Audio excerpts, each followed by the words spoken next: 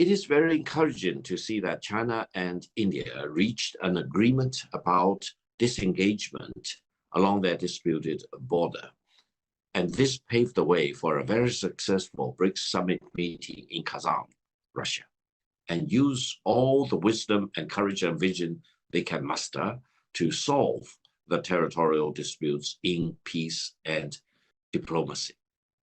That means China and India are at a very unique, extraordinary historical moment to focus on their economic development rather than being distracted by the territorial disputes.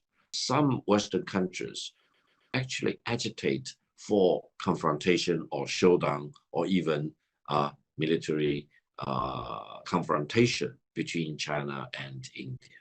Those countries which agitate for war or confrontation between China and India forget one important thing. That is, India is a country of independence and non-aligned. India is actually a very important member of the non-aligned movement, group of 77, for example, and has always refused to be subjugated to the will and the dictation of any other big country.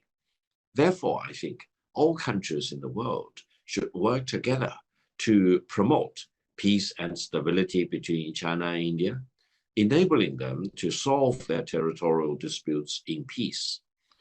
China and India are two very different countries in terms of economic development, and there could be high level of complementarity between China and India. We are not real competitors in any sense of the word. We are highly complementary. That means trade between the two countries, the exchange of services and exchange of goods and information could really be accelerated for the benefit of both China and India. Many Western countries view India as a potential replacement of China in terms of economic growth. Now, allow me to emphasize one point.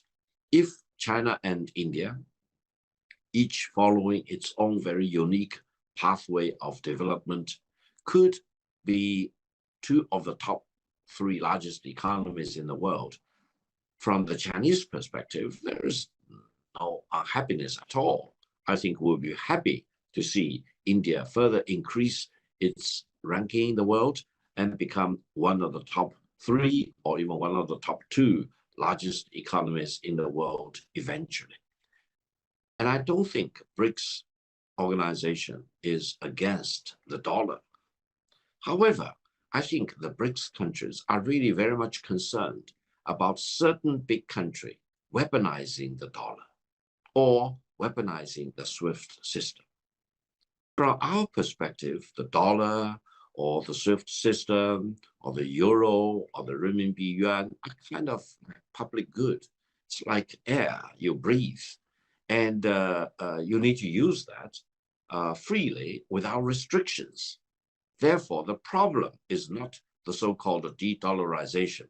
The problem is the weaponization of the dollar and or the SWIFT system. Now, if one big country wants to weaponize the dollar and the SWIFT system, there definitely will be consequences. We should blame those countries which want to weaponize the dollar, weaponize the euro, weaponize the SWIFT system.